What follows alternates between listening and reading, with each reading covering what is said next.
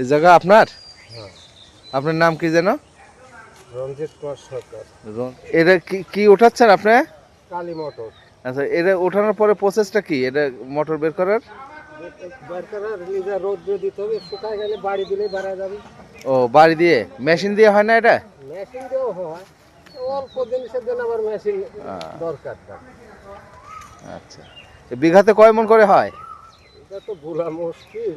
ভালো হলে? তা 8-10 মণ হয়। 8-10 মন পর্যন্ত হয়? আহ, তো কয়দিন রোদে দিতে হবে? ওই আজ কি লিটার দিলে পরে কালকে বাড়ি নিয়ে যাবে, কালকে আহ, দেবো। অনেকটা তিলের মতো, তাই না? হ্যাঁ, তিল সরষের মতোই। হাত দিয়ে না ওঠায় এটা কেটে নেওয়া যায় না? কাটা যায় তাহলে এই যে মাটিগুলো যে উঠছে, মাটিগুলো তো আপনার মাটি মাটি হয়ে যাবে না? না।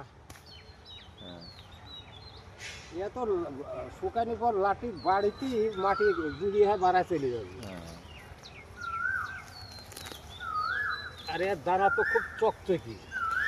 প্রিয় দর্শক, কালী মটরে রয়েছে প্রচুর প্রোটিন, ক্যালসিয়াম, অ্যামাইনো অ্যাসিডের উপস্থিতির কারণে আমাদের কর্মক্ষম রাখতে সহায়তা করে। এছাড়া হাড়, পেশিতন্ত্রগুলোর স্বাস্থ্যকে ভালো রাখে। যারা ওজন কমাতে চান তাদের জন্য এটা একটা দারুণ খাবার। এছাড়াও কালি বা কালো মটর শরীর থেকে অতিরিক্ত তরল অপসারণে সহায়তা করে। আয়রন হার্টকে কর্মক্ষম এবং রক্তনালী পরিষ্কার করে এবং রক্ত জমাট বাঁধার ঝুঁকি কমায়। প্রিয় দর্শক, যেহেতু কালী মটরে রয়েছে এত গুণ, সুতরাং যাদের সুযোগ রয়েছে কালী মটর সংগ্রহ করে নিয়মিত খেতে থাকুন আর আপনি সুস্থ থাকুন, এই কামনায় শেষ করছি। ধন্যবাদ সকলকে, ভালো থাকবেন সকলে।